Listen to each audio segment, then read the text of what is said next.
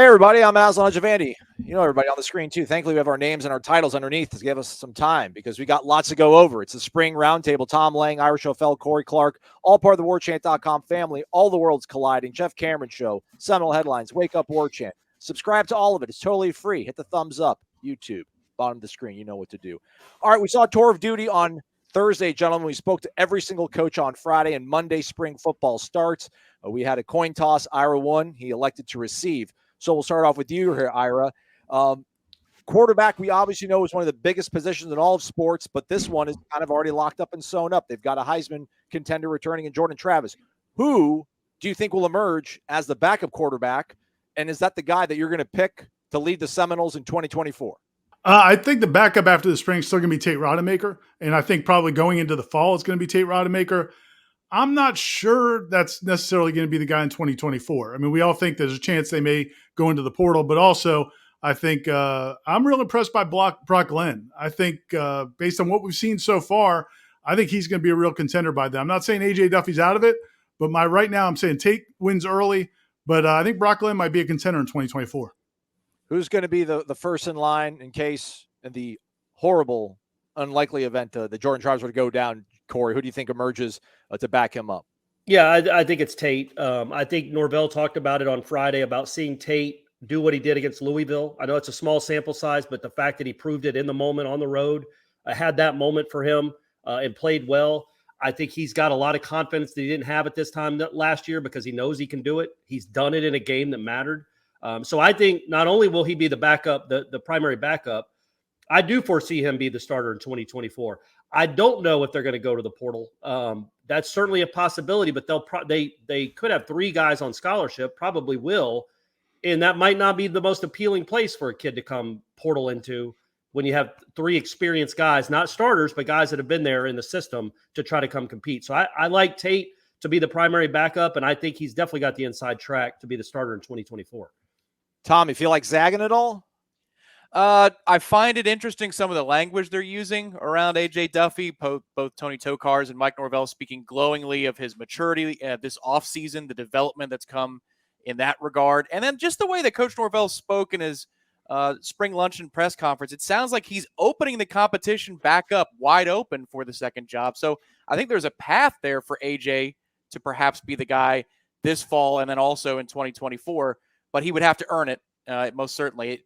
Tate is the betting favorite, but I don't think the book is closed on A.J. Duffy for this year because Coach Norvell said they're going to give everybody reps with the ones in spring. So we'll see what those days look like. Look forward to reporting on those as we see them. Yeah, I was really impressed with the effort that A.J. was putting in that tour of duty drill that we saw on Thursday. He was working really hard. Good to see out of that. Corey, we'll start with you on this one here. Competition is sort of the huge buzzword that we're hearing after they've gone into the portal and brought all this talent in. They're adding depth, but a lot of these guys might be competing for starting jobs, we think. Who's a starter that we thought maybe in December or so for Florida State, but coming out of spring might be in danger of losing their job because of either a newcomer out of the transfer portal or maybe some sort of phenomenal freshman coming through?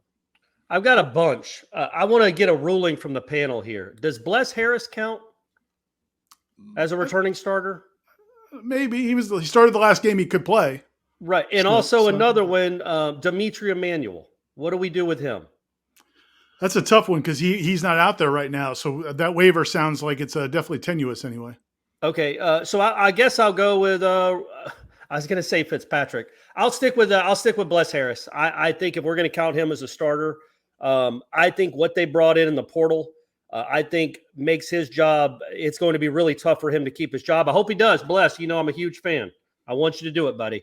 But the way they talk about Armella, the way Armella looks, I think he's got a realistic shot to win that job. I also think, I know they probably want Byers to maybe play guard, but they want to be versatile with these guys. Byers can move out there. Maybe if Emmanuel's still around, he can move out there. I think it's going to be really hard. I think Robert Scott's got it locked on the one side. That right tackle, I think, is going to be up for grabs maybe until the final week of August.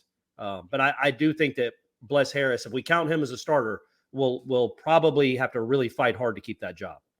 Tom, Ryan Fitzgerald is on the board if you'd like to select him. I'll pass, but I think I'm going to fall into a trap. I'll give you two guys. Fall into the trap of last year happening all over again. I think Maurice Smith might be in trouble of losing his starting job at center, just because if Casey Roddick is going to be the guy that they like at that particular position, it's hard to beat that body type. It sounds exactly the same as what we were saying about Caden Lyles last year before Lyles got hurt. And Maurice Smith was one of the rocks on that offensive line. Didn't think he was going to start. The coaching staff didn't for the LSU game. He basically never came out from that point on. So a remarkable 2022, but he's got an uphill battle this upcoming season. And then the next guy I'd say is Akeem Dent at safety. Shaheem Brown is being talked about with glowing remarks from Adam Fuller and others. And then if they're moving Amarian Cooper back there, maybe they dip into the transfer portal for another safety. Look out, Akeem Dent. Just because you're a veteran doesn't mean necessarily that you're going to start there. So those are two vets that I think, they need to earn it once again to be back starting again this fall. How about you, Ira? There's, again, so much talent that's been brought in. We saw it physically. Off the hoof, they met the eye test when we were out there Thursday. Who do you think's danger is a strong word, but, hey, we're trying to make it sexy for you folks here as we get ready for spring football. Who's in danger of losing their starting job from last year, do you think? I want to go with Ryan Fitzgerald, but it sounds like I can't. So I think Corey's taking him off the board. So I'm going to go with Marquiston Douglas. Man, I'm come on, man. He didn't start last. That's what I mean. He kind of did with Cam McDonald was the starter. Of course, Marquiston's not playing. Then I'm going back Ryan Fitzgerald. Tell me who I can pick. There you go. Fitzgerald's a great pick. I don't want to go much with the offensive line because I think we're going to be talking about that further on in this conversation. So I'll go Ryan Fitzgerald, the transfer from East Tennessee, whose name I'll remember probably after he kicks a game winner against LSU. He's probably my pick right now. Okay. Does Micah Pittman count? Can I get a ruling, Corey? Yeah, he was a starter. Okay. Winston Wright, slot guy. I don't know who's going to go out wide. We'll see how it goes. Ira, let's talk about the offensive line, but actually let me pivot to Tom and kick you off on this one, Tom. So this offensive line was an absolute disaster, is probably really even understating it in terms of where this unit was in 2018, 2019, 2020, maybe even to a large degree, even 2021. Yeah. But now as we sit here and talk about this offensive line, 9, 10 guys you feel good about. Not like fingers crossed, hopefully, but like you feel good about. So give me 5, though, that you think will start when Florida State takes on LSU. It's a really tough question, but I'll give you guys, and I won't assign positions because they could cross-train and move these guys all around. Robert Scott, Jeremiah Byers, Casey Roddick, Bless Harris. I'll still go with Bless Harris, but he might be playing guard, and then Julian Armella. Those are the 5 I'd go with. But even Alex Atkins said himself, upwards of a dozen potential starters out of this group that's coming into spring camp. Those are my 5, though. Way to go, Bless Harris. Way to not get your starting job taken. Those are large human beings, Ira. If those 5 start, I can't imagine anybody would not be extremely excited about what Florida State's offensive line and offensive success will look like this coming season. Who do you think will be the 5 that'll be protecting Jordan Travis, holes for Trey Benson, etc.?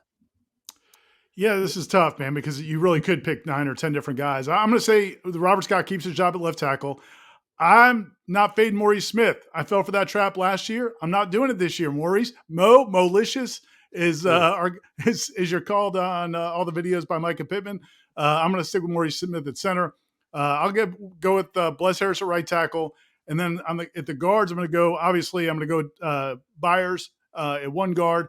And then I think if Dimitri Emanuel's not here, I'm going to go with Roddick at the other guard. I know he could play at any position. He might could play at center, but I'm going to put him at guard.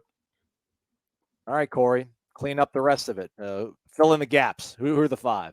Yeah, I think I have the same 5. Well, no, I have 4 of them that Ira had and Tom had. I think Armella is going to win the right tackle spot. I think Maurice Smith will be at center. The main reason with Maurice Smith is his position coach loves him, and he appreciates what he has done for this program and the fact that he didn't run away when Caden Lyles came in last year, and that really helped them. And I know production matters more than anything and talent matters, but I think the loyalty that Maurice Smith showed, plus he's been a good player, I think that they think they have an anchor there at center. So I think Roddick and Byers are probably your 2 guards. I think Scott's your left tackle, and I really do think Armella, if he makes the strides we think he can make, I think they really want him to play right tackle. I think he's good enough to play right tackle, and I think he will be the starter at right tackle, which means there's a chance you have like Bless Harris, Darius Washington, Keandre Jones, Dimitri Emmanuel as backups. Man, come on now. They would have been the starting 5 4 years ago and been a lot better than what they had. That just shows and speaks to how much depth and how much better this roster has gotten in the trenches, that guys like that can be backups. And Darius Washington, man, you can't overstate how important that dude is just as a swing player at multiple positions if you do have an injury. And if I can bring up another guy, I'm going to bring up Armella too. I think Armella may end up getting the job. I just don't know if he's going to have it from game one. All right. Wish you were out there on Thursday, Corey, to actually see Julian Armella in the flesh, man, because he looks certainly impressive. There was a lot of freshmen that flashed on Thursday. I think for you, Ira, I know you and Jeff spoke about it afterwards. Who are some of the freshmen that have the most, the highest possibility, the most likelihood of being able to contribute and help this team out this season right here and now? Yeah, you kind of, if we're going to discuss who has the biggest chance to help this year, it's so much of it's by position. And, we were so impressed by KJ Kirkland and Quindarius Jones but how are they going to get on the field? It seems almost impossible with the depth they have in the secondary. I think we're probably going to end up all going with Hakeem Williams. It's just because he's so naturally gifted, you feel like they'll find a way to get him involved. But the other guy, so I'm going to go with Hakeem Williams. The other guy I just want to mention, because I mentioned him earlier, I'm real bullish on Brock Glenn. I love the way he carried himself at that workout. He's one of the youngest kids out there, but you wouldn't tell it. And he certainly lives up to the billing physically and his athletic ability. I'm real impressed with him. I'm not saying he's going to play this year, but I do want to give him a shout out of that freshman group because I was super impressed by him. Tom, you were out there. You made it out there in the morning. There's a lot to choose from, I feel like, whether it's a Lucas Simmons, Hakeem Williams, they got some blue chip guys. They got some guys that might be under the radar. Who are some of the guys that you think, maybe in terms of what you saw, what you project, and what's out there in terms of availability of spots, could get into the roster, get into the lineup, and make a difference in 2023? Wish I had some vitamin energy at 5:05 in the morning when my alarm went off. Nice, Tom. To hit up the Wake Up Warchant crew. Well, Hakeem is just really special to watch. He's raw in terms of maybe some of the receiver movements and the polish and the route running, but his strides, Corey, wait till you see this guy. Like, the strides are 3 to 4 yards a step. It's ridiculous, the explosiveness and just the overall. He's every bit of 6'4". Sometimes those listings exaggerate. There is no exaggeration with how big Hakeem Williams is.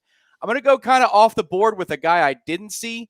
Blake Nicholson, I think, has a chance this fall. I know that he won't be here for spring. I know that's cheating, but at the linebacker position, as Ira said, this is position-based stuff. I think he's got a chance to make an impact. And then also by season's end, I know he's not that big up top yet, but Lucas Simmons was really impressive to look at. The base that he has already looks like upperclassman worthy at the collegiate level, which is saying something. If he can hit the gym and get a little bit stronger up top, he looks like somebody that is a prototypical tackle that maybe by the time you get into the back half of the season, he could be a contributor. I wouldn't count out Lucas Simmons. Again, somebody who's listed at 6'8", and you believe it when you see him on the field. Florida State has giants on the offensive line now. He towers above all of them. So I think there might actually be a chance for a freshman offensive lineman to crack the rotation for a good reason, not by default like in years past. Isn't that kind of the beauty of this team too, that like Hakeem Williams and Lucas Simmons aren't going to be asked to carry anything. They get to learn from dudes that have been playing college football for a long time. And if they get in the game, if they have to contribute, they won't feel that pressure, and they get to learn. Yeah, they get to learn from their position coaches. They just get to, by osmosis, be around all those people in the position rooms, in the meetings, on the practice fields. See how Johnny Wilson works. See how Winston Wright works. See how Jeremiah Byers and Maurice Smith work. Man, you can't overstate how much that means to the development of a program. Corey, Can I throw one more thing, Aslan? Sorry. Real quick. Just on that topic of those two guys, I thought one of the comments Josh Storms made when he was talking about those two guys specifically when we were out there on Thursday was really, I thought, important to think about. He said that neither one of them has really developed in terms of, they haven't been trained. They're not highly trained athletes. There's great clay to mold there. And I think that's the difference between a lot of times those guys that come out of the state of Texas that everybody knows are those kids, those 5-stars that come out of Texas, they're usually finished products. I think the fact that these guys, a lot of the times in Florida, but particularly these two guys, we all know there's a ton of ability there, but their potential is probably so much higher than what they showed in high school. I just think that's exciting. I just wanted to kind of throw, since we were talking about them, I wanted to throw that out there. Bonus question then. We'll go around the horn one final time. Corey, what's it going to be like covering a team in spring that has real expectations? I mean, we've asked the coaching staff about this.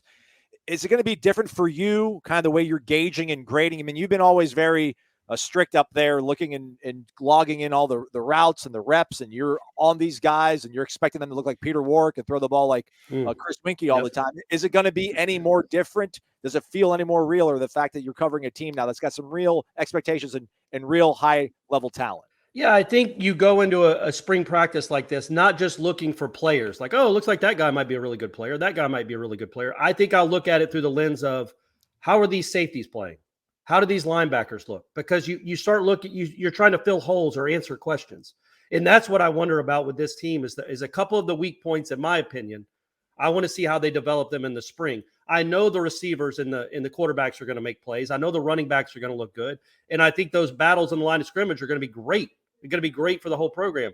I'm going to be looking more. I'm going to have more discerning eye on the couple of the question marks that I feel are on this team, including kicker, which last year at this time, I'm just looking like, hey, man, will y'all make a play? Can Trey Benson run? Can Johnny Wilson catch? Like, you're just looking for positives.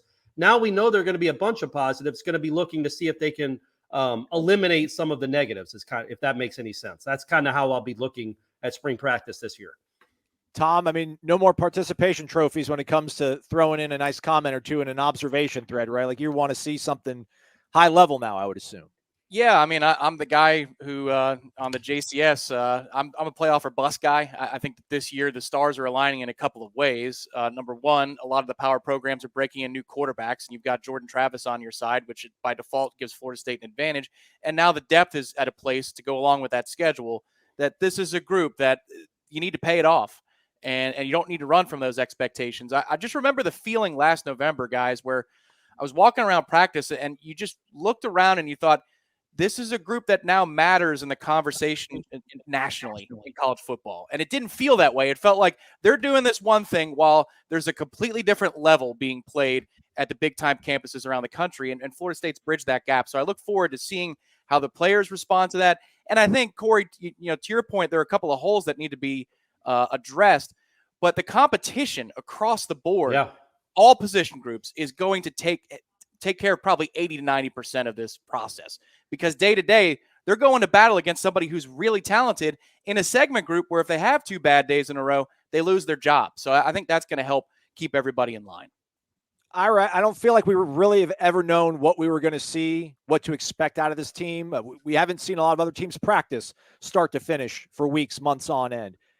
Will you be able to tell if this is a playoff or bust kind of season, perhaps, for Florida State by being able to watch a team like this play and then practice in the spring? Yeah, I mean, I think so, because I think we're the transfers are going to be such a big part of this. This team last year won 10 games, but we also know there's a couple games they could have lost that they won. And so now you bring in these transfers. We know who's coming back. We know what those guys can do.